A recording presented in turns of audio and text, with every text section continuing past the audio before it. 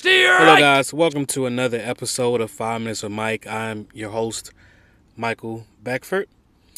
In today's episode, we're going to talk about how the United States Supreme Court struck down Donald Trump's unlawful tariff war all over the country. His war that he started in regards to economic interest, claiming this emergency power and that emergency power. Well, the Supreme Court said he does not have that type of authority, so they struck it down. Now, of course, the big baby that he is at times, he decided that he was going to, double down on the tariffs even after the ruling, citing some particular law that is going to allow him to still levy a tariff on countries. He said from 10%, and then he turned around and said up to 15%. I believe that's the maximum that's allowed under this particular so-called law, for which he has about 180 days or so to levy it until he has to get approval from Congress. Trump is out of control. We already know this. I'll see you guys on the other side. This is 5 Minutes with Mike. Our news, our voice, our issues. Believe that.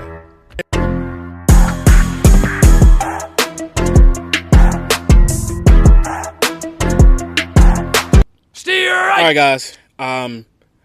As stated, Donald Trump, man, it's as far as the bad things that an individual can do to our nation, the corruption that takes place in his administration, the lies, the deception, everything. I can have an episode on Donald Trump every single day. Like, literally, I can. But I choose not to because it's a waste of my time, waste of resources. And at the end of the day, you guys as a listening audience will tire of it. So, but hey, he is the president of the United States of America. So I do have to highlight, obviously, the centennial moment that happened with the United States Supreme Court and the lengthy recent State of the Union address that Donald Trump delivered. Of course, it was full of lies. So let's start with the Supreme Court ruling. So the Supreme Court ruled last week that Donald Trump's tariffs were unlawful. We all know this. He was imposing 100% tariffs on China, 25% tariffs on Canada, 45% tariffs on India. This guy was just making up numbers and just whoever is the country that he's mad at for today, it's a new tariff, And quite honestly, you can't live in a sensible economy.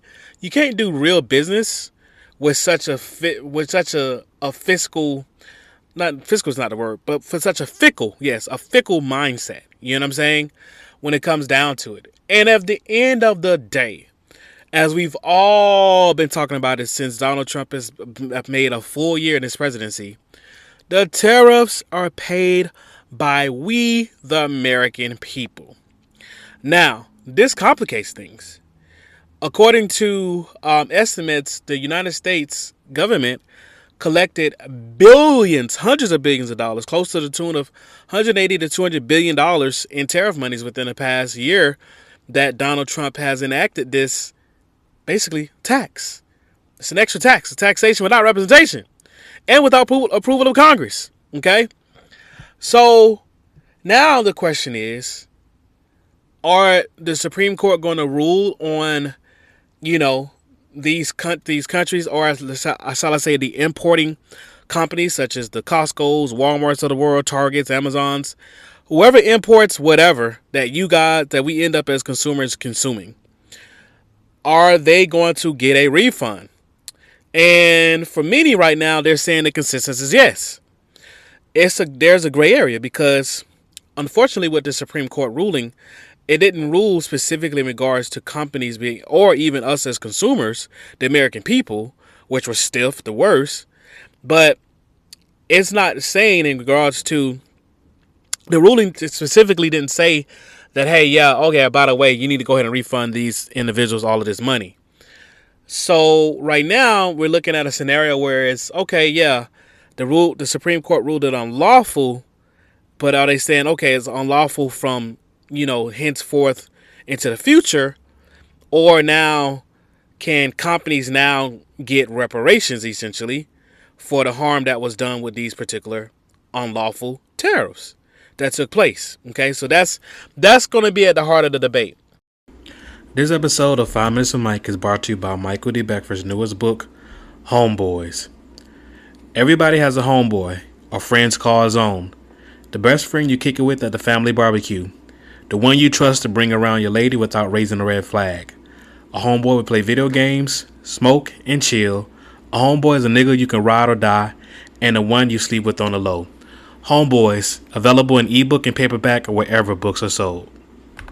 Now, it's also concluded that the average American's budget had to spend roughly $1,700 plus for the cost of tariffs because, as we already know, the cost of food is outlandish on your grocery store shelves. The dollar store, Dollar Tree done went from $1. They went from $1 pre-COVID, $1.25 about after COVID. Then around that same time, right after COVID, $1.50. But now they just freaking Family Dollar at this point. I mean, when the last time you guys been to Dollar Tree? You know what I'm saying? Go to Dollar Tree, you see $5 shelves, $10. I mean, the amount of stuff that's now $5 plus is gotten, ridiculous at the Dollar Tree where everything used to be $1. Imagine this. Imagine that. And that was their slogan. Everything Dollar Tree. Everything's $1 or less. Imagine this. You're a company in business for over 20-something odd plus years. Through every kind of economic downturn, through every kind of, inflation that takes place. Because inflation is natural. But you still were able to sell products to the average everyday American for $1, right? And then now, with the influx of, these crazy outlandish tariffs and an economy with a high inflation, part of it is also, of course, stems off the trillions of dollars that were, set aside and the federal government put out when it came down to, the COVID. But, from this point, for over 20-something plus years, Dollar Tree everything was $1. And now they're pretty much basically Family Dollar, where you have like now small subsections of Dollar Tree where you get something for $1.25, $1.50 maybe. Ain't get nothing for $1 no more there though. I can guarantee you that.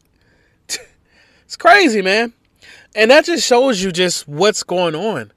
The dollar that we have today, it ain't hardly worth a damn. At least it ain't worth what it used to be worth when our grandparents and our parents were growing up. It ain't. It really ain't.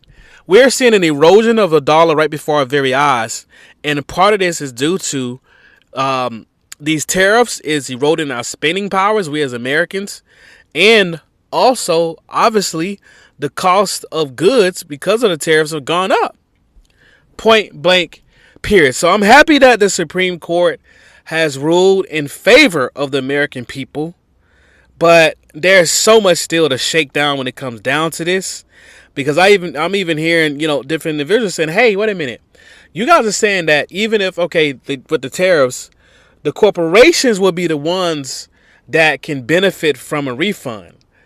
But that's basically like them double dipping. They charged us as the American people. They charged us extra because of the extra. Let's say if the tariff is 25% on $1, say they charging you $1, going back to the Dollar Tree example, $1.25 for that item. Because they're not going to pay the cost of the tariff. They're going to pass the cost on to the consumers. Rightfully so, right? That's just a smart business perspective. There's only but so much cost that you can eat up as a business before you go out of business. So, either way, so that's one. But now they're saying, okay, you pass that cost on to consumers. Okay, great, we understood that.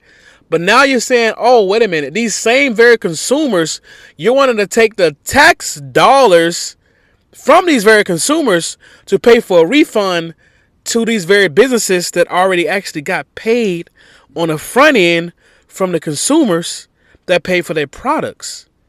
Make that make sense. Man. Anyway, now, on to Donald J. Trump's wild State of the Union address. I couldn't watch it all. I mean, I couldn't. It was full of lies, full of theater, full of a lot of things. I mean, this man brought out the hockey team. You thought that this was a WWE match. Like, literally, he brought out, and on now, joining us, guys, this. I mean, he had all kind of folks coming out, giving out medals of honor, medals of peace, medals of war. I mean, all kind of things, all kind of people coming out, and then just telling lies. I mean, lie upon lies. We had some Democrats that stood up. One of them, Representative Al Green, had a sign right in front of Trump's face that said "Black people aren't apes or monkeys." A similar ideology. He said that. Essentially, this is the second year in a row Representative Al Green got kicked out too from the House of Representatives. But hey, his message had everybody talking about it on the media. Also, Representative Ilhan Omar shouted, basically heckled Trump when Trump said some lies about the Somali people. You know what I'm saying? Just listen, this State of the Union has become less about the Union and more about partisan politics. Partisan, it is at the end of the day. And so I remember back, a couple years ago when obviously Joe Biden was still in office and Marjorie Taylor Greene heckled Joe Biden. But that wasn't the only time that a State of the Union was interrupted. President Obama was also heckled too before, many moons ago when he was in office. But the point of the matter is now it's becoming more and more and more disruptive, and it's now more of a event of a Super Bowl party for politicians, essentially, and each party just trying to see which side can get in the biggest digs, and that become the winner to be talked about for the day. The question is any of this thing going to change any policies? Is any of this stuff going to allow the American people's pocketbooks to grow bigger? I don't think so. Hey guys, please like and subscribe to 5 Minutes of Mike. Definitely love to know what you think, and hit the comments down below. Thank you. Have a blessed day. Some of your favorite books from the creative mind of Michael D. Beckford are coming soon to quicklit.com.